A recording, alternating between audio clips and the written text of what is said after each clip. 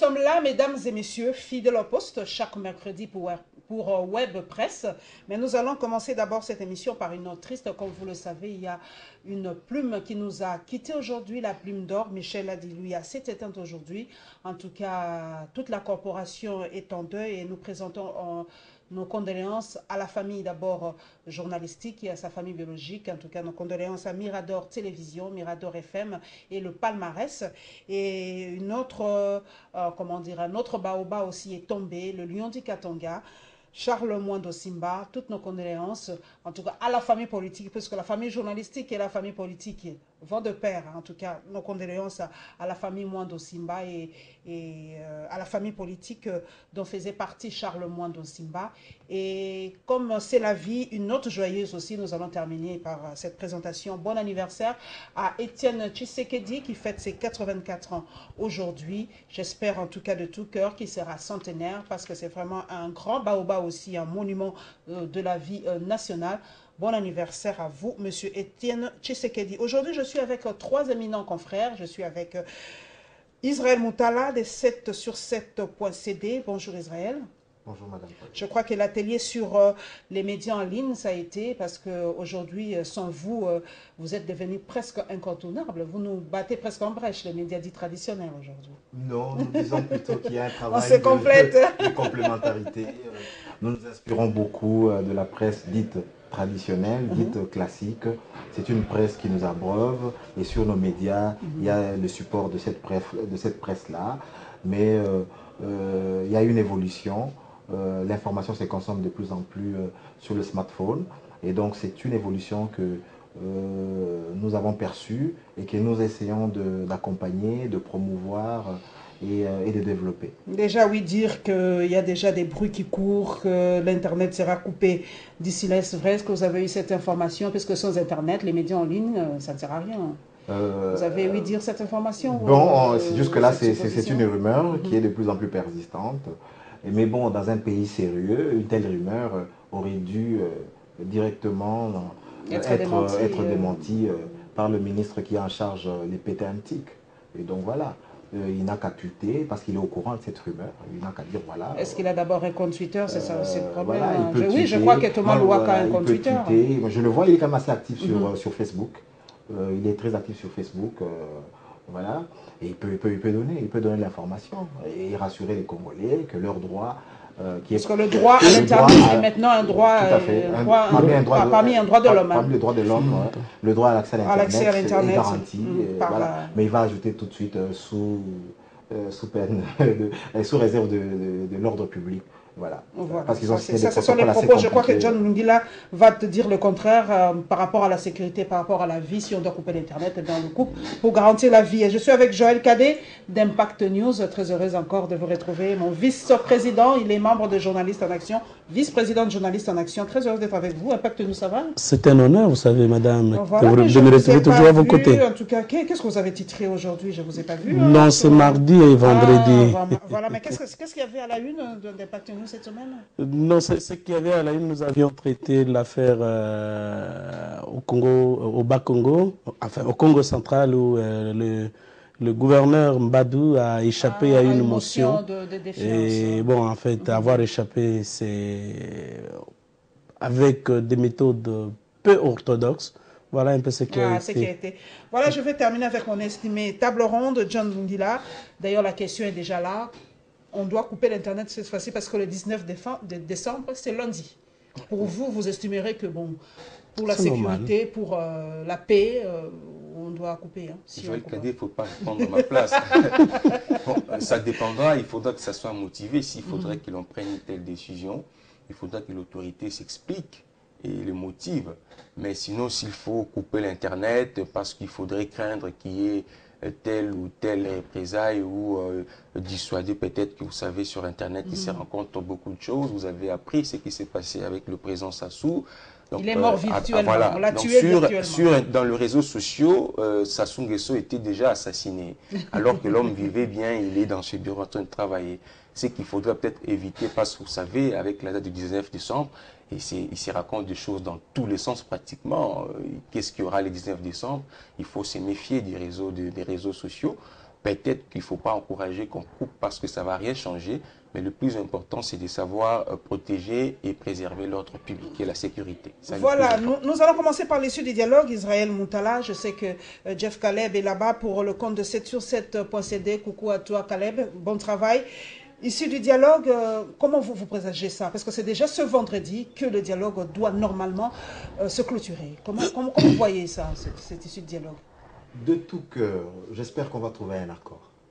Mais ça, c'est une espérance qui risque de ne pas se réaliser au vu de la tension qui est encore dans la salle. Ah, c'est tendu dans la salle. Très tendu, très tendu. Donc jusque-là, on n'a pas encore senti le climat de confiance entre surtout d'une part le rassemblement et la majorité au pouvoir. La tension est extrême. Donc, je pense qu'il faut des gestes forts pour décrisper ce climat. Malgré la sagesse des évêques catholiques, malgré les appels du pape, malgré les déclarations du nonce apostolique, on sent qu'il y a une très forte tension dans la salle. Mais pour moi, tout part d'un seul constat. Il faut absolument que le chef de l'État, que le rassemblement, comment dirais-je, responsabilise. Pour le rassemblement, c'est le chef de l'État qui est à l'origine de la crise actuelle. La non-tenue des élections dans le délai constitutionnel. Et donc, au-delà du 20 septembre, il ne veut plus exercer son mandat. Donc le mandat qu'il va exercer au-delà... En fait, c'est ça le nœud du problème, l'après 19 décembre. Ça sera une légitimité consensuelle.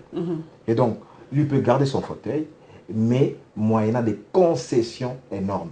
Donc on veut que Kabila soit dans un schéma où il règne sans gouverner, parce qu'il a gouverné, il n'a pas pu organiser les élections. Et donc cette responsabilité-là doit lui être dépouillée pour remettre à des gens... Comme à l'époque du 1+4. Nous sommes un peu dans ce schéma-là-bas. Donc le dépouiller au maximum de ses prérogatives pour permettre à ce qu'il y ait des élections d'ici une année. Voilà un peu le schéma.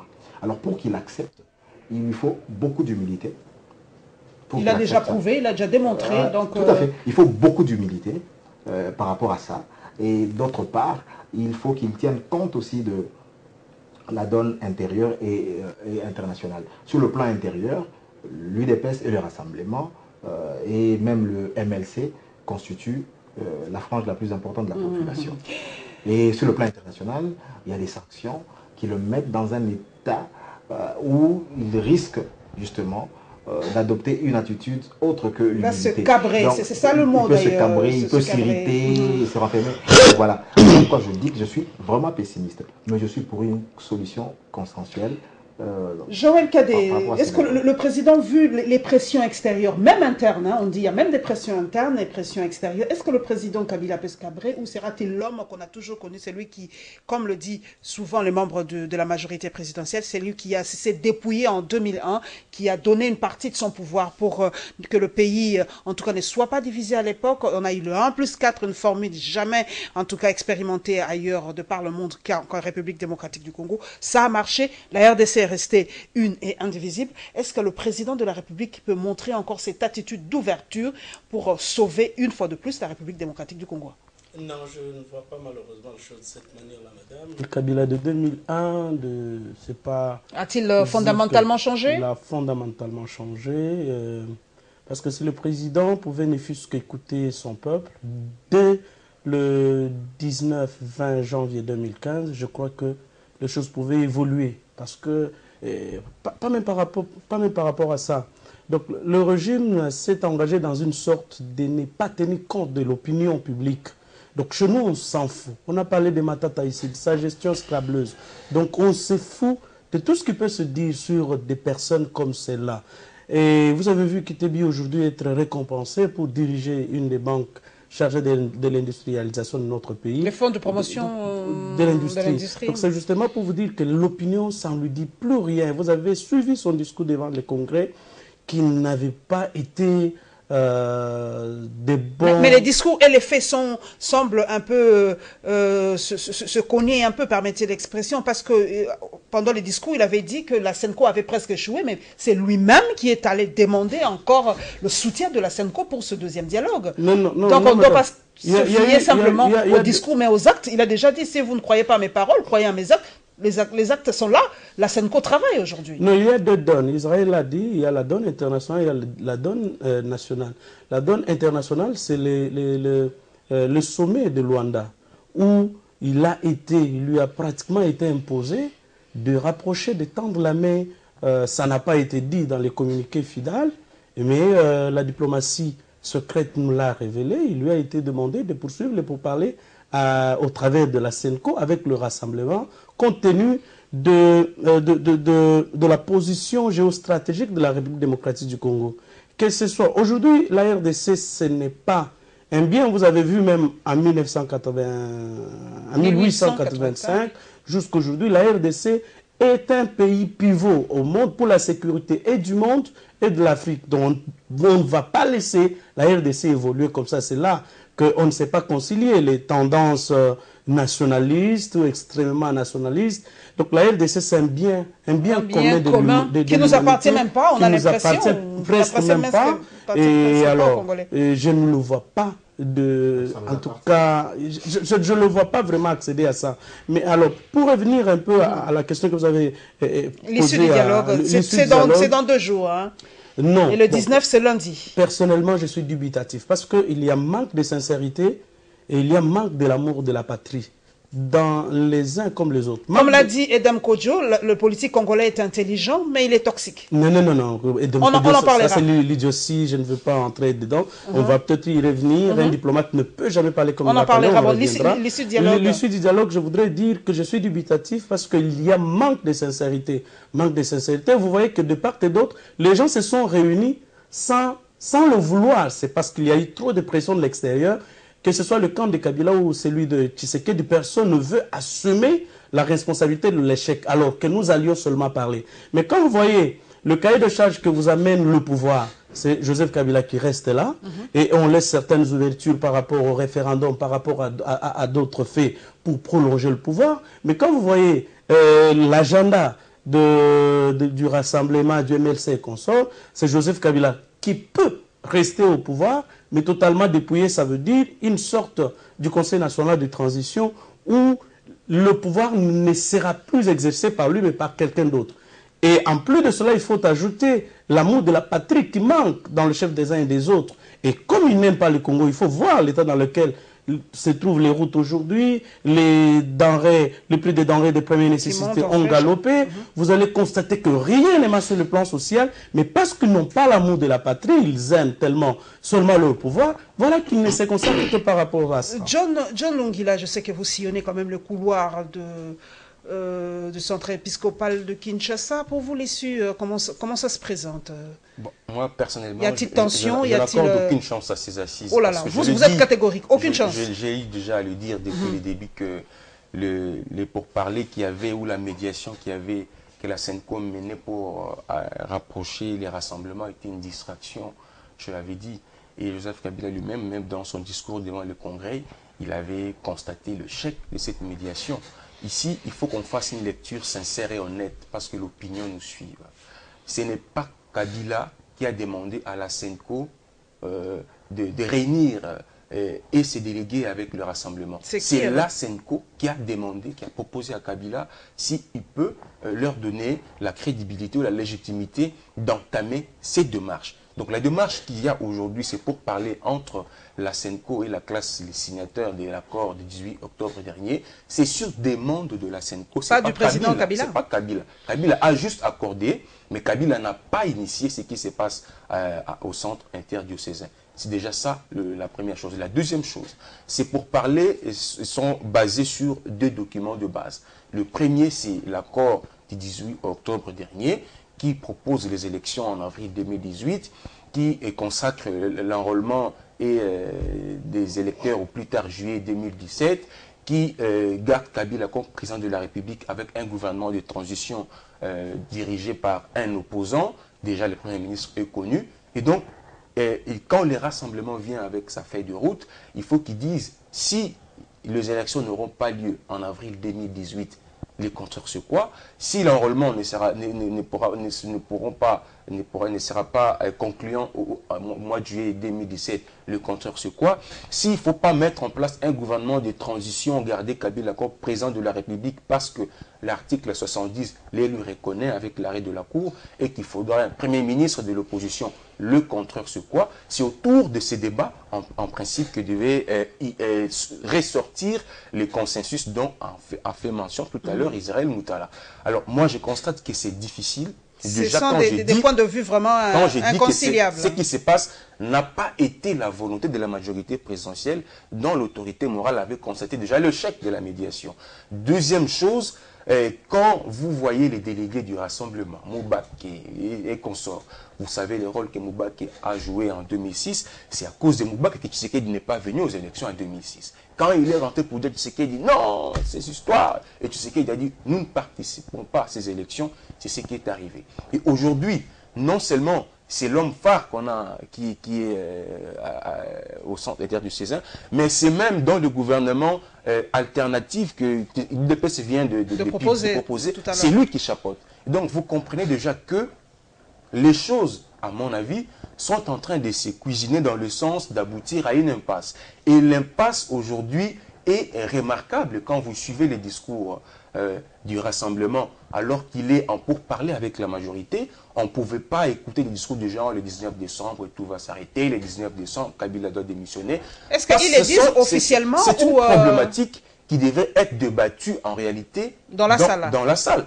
On ne pouvait pas ressortir, parce qu'on est déjà en train de dialoguer, de discuter, sortir encore en dehors pour dire au peuple, voilà les 19, voilà ce qui va se passer. C'est-à-dire, on a comme l'impression qu'en même temps, on veut le beurre et l'argent du beurre. On souffle le chaud et le froid. Ça veut dire, là, on discute, mais on veut garder sa crédibilité à l'opinion pour ne pas dire tromper un peu la vigilance de l'opinion.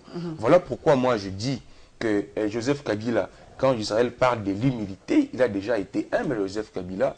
Vous savez les temps que ça a pris pour que, enfin, le rassemblement arrive, que Tshisekedi accepte d'approcher les délégués de Kabila. Et aujourd'hui, ce qui se passe avec la SENCO, ce n'est pas un dialogue, ce sont des assises informelles.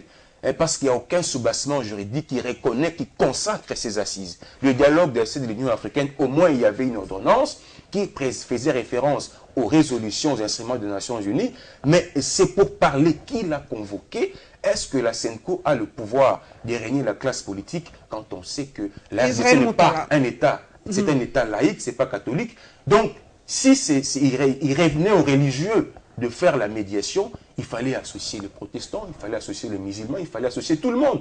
Parce que après, c'est pour parler, les musulmans peuvent revenir pour dire, nous aussi nous réunissons la classe politique. Les protestants également, l'Église est rêvée également. Qu'est-ce va dire à ce moment? Nous allons rebondir. Est-ce qu'il y a-t-il un soubassement juridique par rapport à ce dialogue, à ce deuxième dialogue? Est-ce que c'est une rencontre informelle? Est-ce que c'est la poursuite du premier dialogue?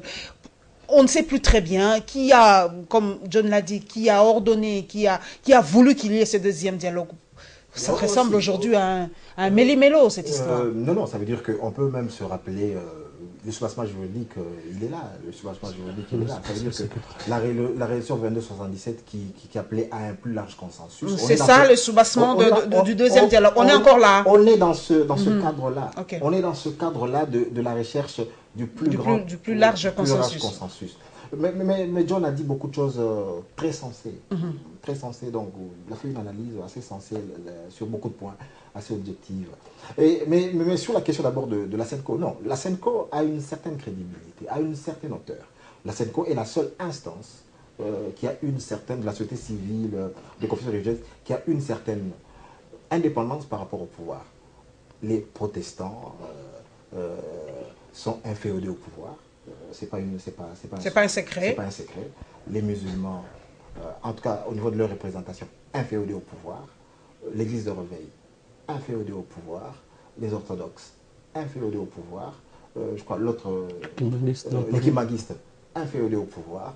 Et donc, il faudrait que nous ayons le courage de dire ces choses à l'opinion. Et vous verrez systématiquement que ces 5 sous-composants... Mais ils ont participé au premier dialogue, d'ailleurs, ces composantes. Mais d'abord, vous verrez d'abord que ces sous-composants s'alignent systématiquement sur l'opposition du pouvoir. Ce n'est pas un hasard. ces composantes confessionnelles se sont liguées avec le pouvoir contre l'Église catholique. Et donc, de manière systématique, on sait au moins. Alors, mais l'Église catholique, pourquoi est-ce qu'on la respecte? Parce qu'elle sait dire non quand il faut dire non. L'Église catholique a le courage au moins même d'être en désaccord avec le rassemblement, d'être en désaccord avec le pouvoir.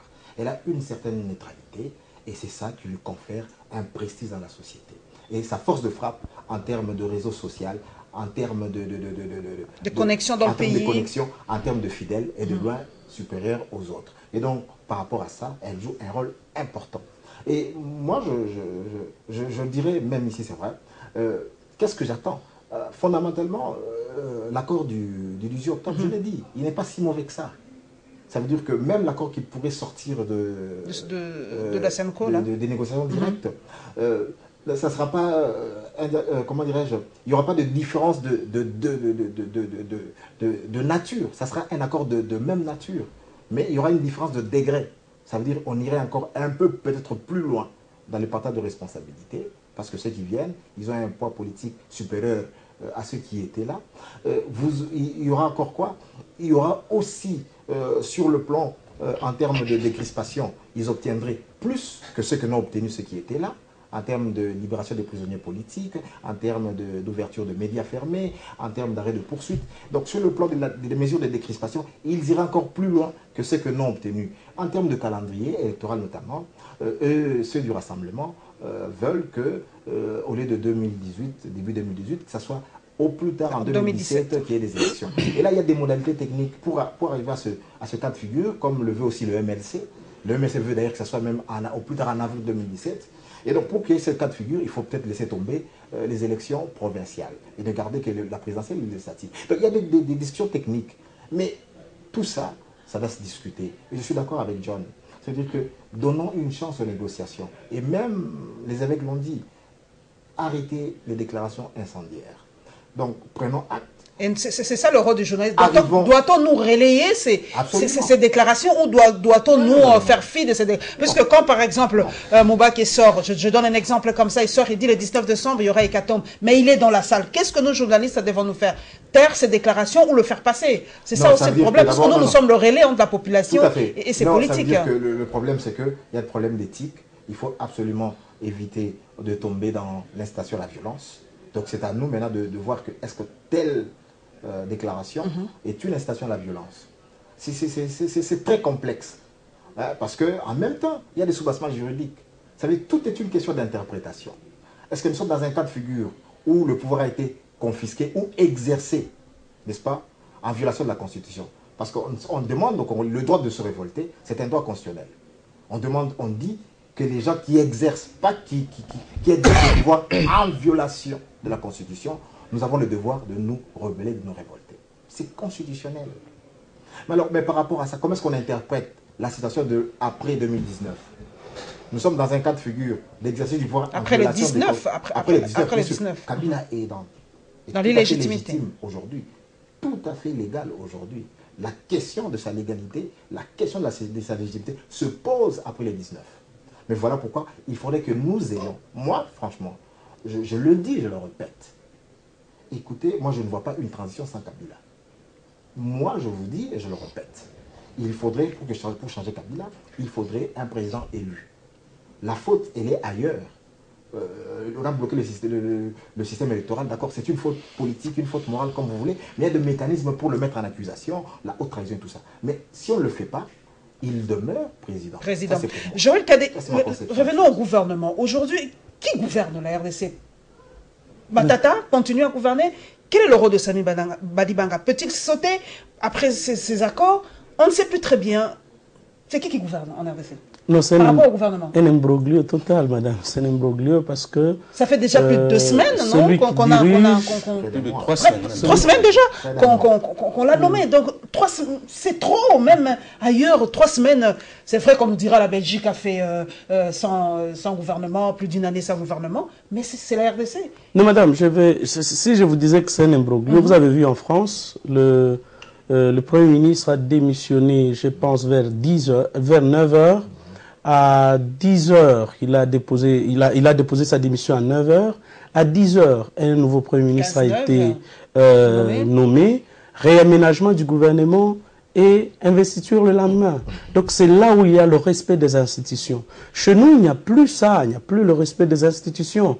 Et c'est là que ça peut vous prendre. Vous êtes dans un état où le Premier ministre a été nommé.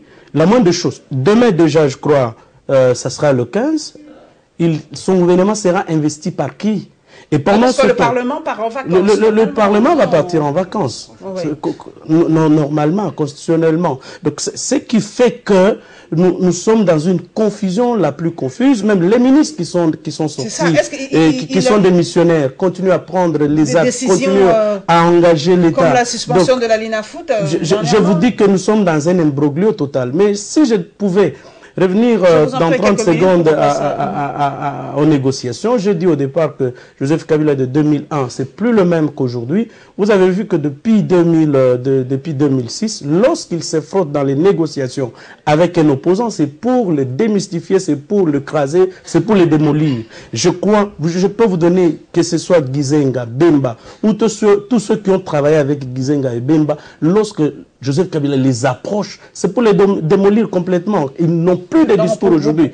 Vous voulez dire aujourd'hui que Vital Kamerhe n'a plus aucun pouvoir? Non, Vital Kamerhe, Sami Badibanga. Non, écoutez, il faudrait qu'il trouve peut-être une autre manière de rebondir, mais sinon, au regard de la manière dont il lui a été frotté la farine, dont il a été roulé dans la farine, je ne vois pas comment il peut se tenir debout. Je ne vois pas encore un discours qu'il peut avoir. Alors c'est tout ce que je crains d'ailleurs avec Tshisekedi. Et je crains que ça puisse être ça, l'effort encore de la majorité présidentielle que cherche à l'approcher pour aussi, vous lui avez souhaité un bel anniversaire, qu'il fasse 100 ans. J'ai peur qu'en l'approchant également, qu'il soit déviergé. Parce qu'il n'y a personne, aucun politique qui a approché le camp de la majorité, après négociation bien sûr, qui a gardé sa virginité. Donc tous ceux qui se sont approchés du pouvoir, que ce soit Zanga Mobutu, ils ont été tous déviergés, ils n'ont plus de discours. Voilà ce que c'est que nous allons pour gagner le temps, la suspension de la Linafoot, c'est vrai qu'aujourd'hui, on ne sait plus très bien qui... Où doivent s'arrêter aujourd'hui les décisions des ministres. Nous avons suivi Denis Kambaï, plus de matchs de foot. D'ici là, je crois qu'Alain Bolikango, qui est expert en foot, va nous donner quelques précisions. Suspension de la foot, pourquoi on suspend les matchs? Et pourtant, je crois que c'est important quand même le foot dans un pays, le sport dans un pays. Quelles sont les raisons? Moi, je crois que c'est une mesure qui ne va pas favoriser l'émergence du football. Vous savez, avec l'arrivée... Il a donné des raisons, expliquez un peu à ce peuple. Qu'est-ce qu'il a dit? Pourquoi il a suspendu? Il s'est référé aux événements ou aux faits marquant les rencontres sportives au niveau des salles de martyrs avec la Linafoot. Bon, je peux dire que Denis Kambaï a raison parce que moi-même, j'ai été les dimanches ici au stade de la rencontre Renaissance et des SMP. Déjà sur le boulevard Triomphal, il y avait... un affrontement entre les sportifs de deux côtés, c'était pratiquement ce qu'on appelle de Koulouna. Et vous avez constaté aussi qu'on a pris l'habitude, à chaque fois qu'il y a un match au stade... Mais on sanctionne les clubs, normalement, on sanctionne les clubs. On barre, en fait, comment, je sais pas, j'ai pas le mot technique, mais on essaie un peu de dévier la circulation pour des raisons de sécurité. Et donc, je crois qu'en tant que criminologue, je sais comprendre le souci du ministre parce que ça répond à un besoin. C'est par rapport à la date du 19. C'est par rapport à la date du 19. Bah oui, mais on n'est pas si bête. Quand on dévie la circulation les dimanches passés comme dans le passé aussi, c'était pas par rapport à la date du 19. C'était pour de besoins sécuritaires. Là, je peux comprendre les ministres en tant que criminologue.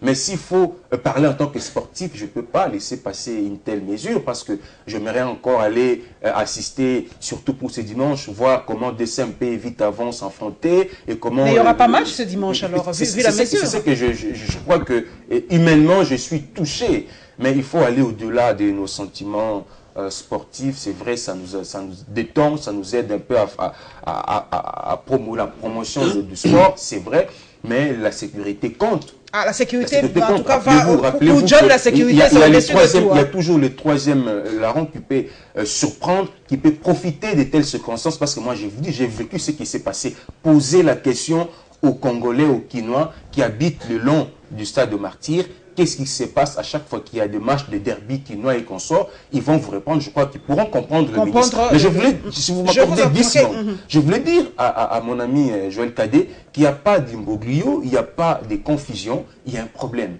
Et il ne faut pas faire de confusion parce que vous comparez le Congo à la France. Le contexte n'est pas le même. Vous savez que le gouvernement qu'on doit mettre en place, ce gouvernement doit être composé pas seulement de gens qui seront issus de la majorité. On va faire une sorte de mélange où il y aura la société civile, où il y aura l'opposition. Les gens sont là et on va les chercher. Dans ce mélange-là, il faut qu'on dépose des listes. Et donc, ce n'est pas un travail facile. Et surtout que la personne qui est censée présider ou gérer la primature doit provenir de l'opposition. Samy va sauter. Il peut sauter. Vous avez évoqué les temps que ça prend. C'est probable. Parce que il est le fruit d'un consensus. Donc, et aujourd'hui, que le consensus s'est poursuivi dans le cadre de l'article 24 de l'accord qui a voulu cette ouverture avec les rassemblements. Et aussi longtemps que on sait que Samy est issu des lits de peste, donc du rassemblement, qui ne lui reconnaît plus. S'il faudrait que le rassemblement accepte de gérer la primature, il ne va pas accepter qu'un mouton ou une personne non reconnue par lui puisse gérer la primature. Là, automatiquement, Samy va sauter. Israël Montala, par rapport à la Lina Foot, c'est vrai qu'aujourd'hui, vraiment, les amoureux du football, en tout cas, se plaignent. Qu'est-ce qui se passe? Mais Denis Kambaye a donné ses raisons, question sécuritaire, on doit stopper. Mais normalement, dans un pays normal, permettez l'expression, on sanctionne les clubs. Quand les supporters font des casses, ce sont les clubs qui payent, n'est-ce pas, Alain Bodikango? Je crois que c'est comme ça. Si aujourd'hui en France, il y a casse entre une équipe, par exemple, de Paris Saint-Germain et des derbies Paris Saint-Germain et Marseille, ben c'est le club qui paye. Ils n'ont qu'à faire payer Vita ou Imana ou Renaissance. Je regrette, je n'ai pas l'expertise sur ce dossier de mon ami Thierry Kamboundou. Et donc, ce sujet, je ne l'ai pas creusé, je n'ai pas lu. Je ne connais pas très bien les règlements en matière de... je ne connais pas très bien le pouvoir du ministre en ce domaine. Est-ce qu'il va à l'encontre de la FECOFA? C'est ça le problème. Je ne connais pas très bien qui a le droit de faire quoi que ce soit. Mais je sais que de manière générale, pour des raisons d'ordre public, le ministre de l'Intérieur, le ministre du Sport peuvent prendre des mesures extrêmes. Mais sur cette question, il a donné 4 raisons. Je vous en prie. Excès de violence. Non. Quand il y a des derbies. Oui, quand il y a des derbies. Excès de violence. Il a parlé de dégâts causés aux installations sportives. Du stade. Casse des chaises, des gradins et tout ça. Il a donné aussi comme raison mauvaise répartition des recettes de match. La clé n'est pas respectée. Bon, là, j'attends aussi qu'il puisse poursuivre les gens pour les tournements. Il a donné quoi aussi voilà à peu près ce qu'il a dit. Franchement, moi j'ai été au stade la dernière fois, je crois en 2001. Je n'ai plus jamais remis les pieds au stade. Parce que j'adore le football. Le week-end, chez moi, c'est le football. Donc, mais à la télé. Je suis le championnat anglais. Donc je suis fan de foot espagnol, je suis barcelonais. Donc moi le foot, j'adore le foot. Donc voilà, j'aime le foot. Mais ici, je pense qu'il y a des motivations politiques qui vont derrière. Le 18, il y a aussi des...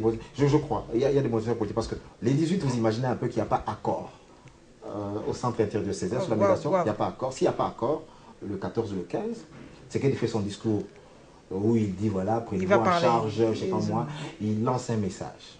Et le dimanche... Ça veut dire ce qu'il va dire. Le dimanche, vous avez un grand match. Parce que c'est le titre de la Ligue qui est en jeu. Parce que si DCMP bat V-Club, je crois qu'il sera champion de la Ligue Foot. Donc c'est un match à grand enjeu. Il y aura foule, forcément. Et vous avez maintenant là-bas, il y a des faits de DCMP ou des faits de Vita, ça dégénère. Et cette foule là-bas...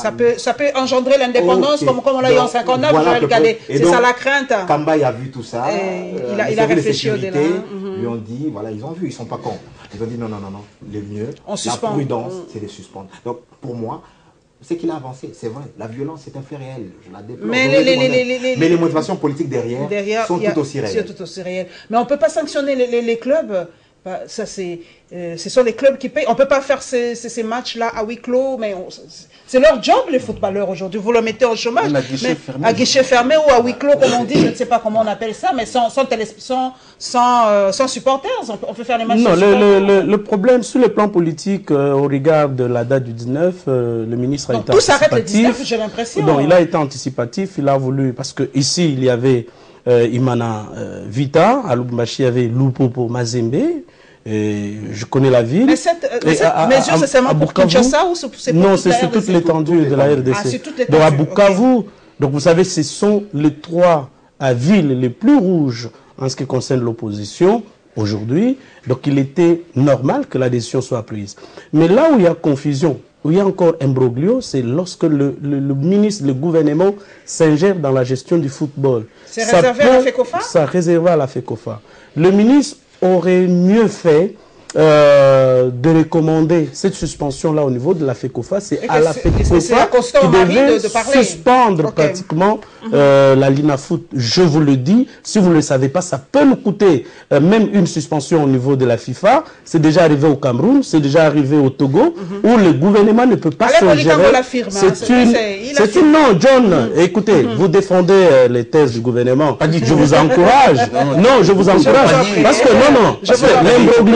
l'imbroglio dont je parle, il est réel. Je suis politologue de formation. On ne peut pas nommer un premier ministre faire plus de 3 semaines sans être entré en fonction. C'est une confusion la plus grave.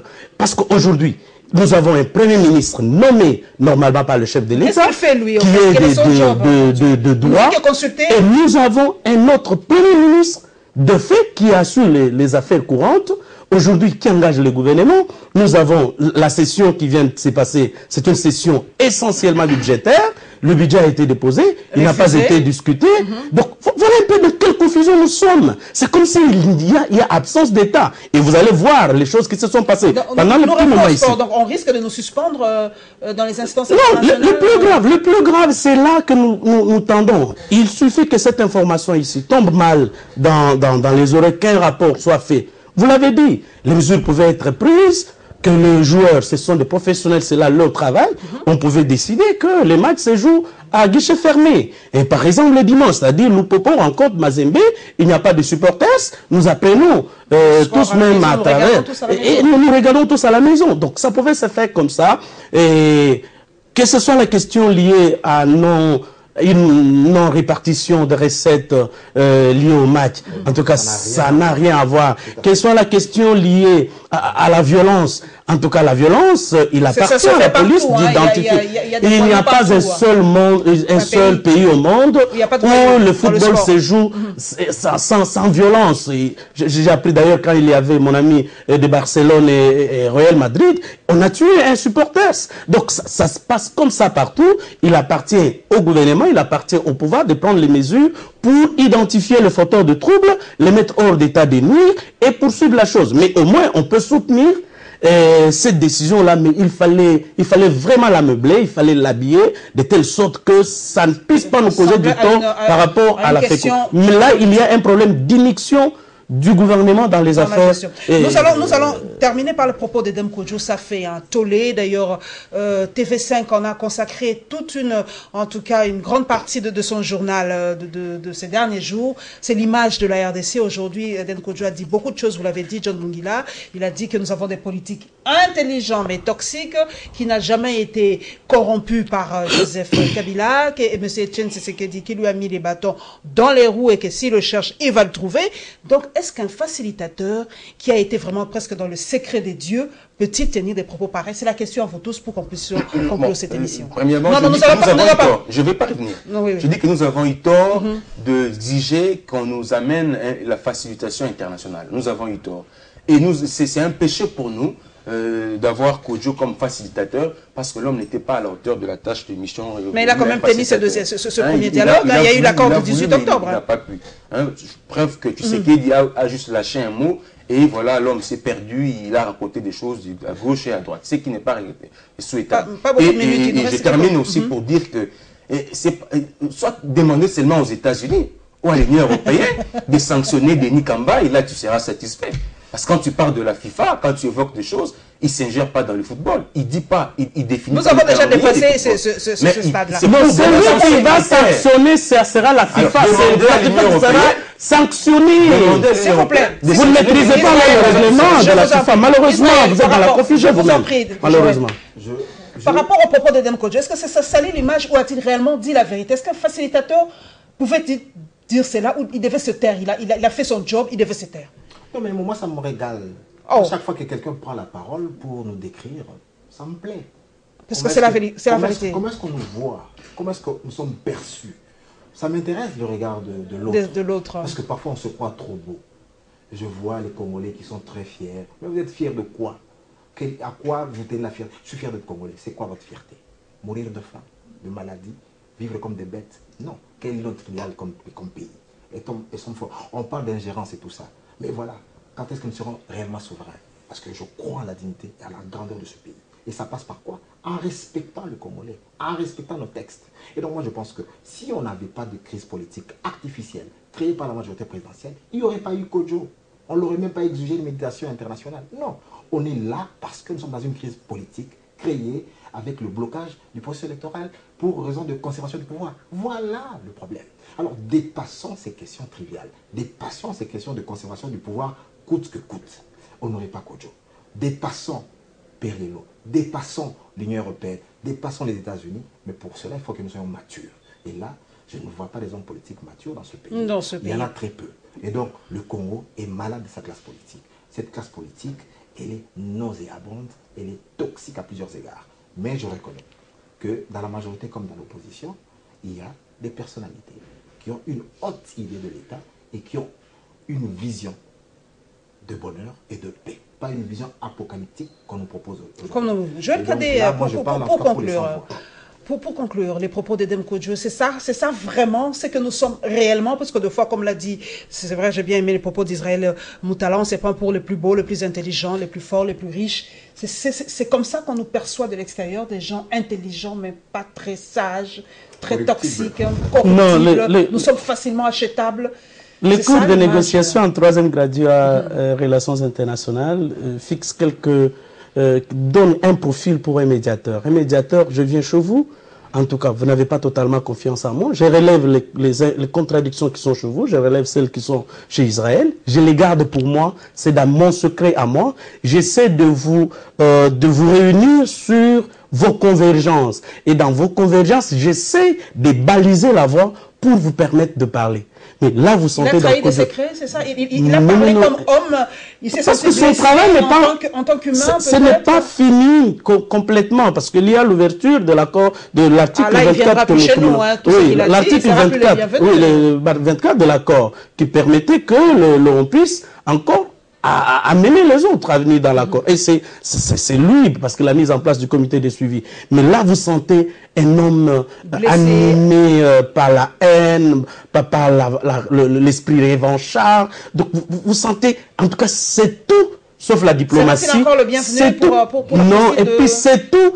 Donc là, il n'a fait que la défense d'un camp. Et il a répondu quand vous le sentez. Et même s'il dit qu'il n'a pas été corrompu, mais la manière dont il a parlé, vous sentez que c'est quelqu'un de corrompu jusqu'au cou. Donc, mais un diplomate ne peut pas faire ça.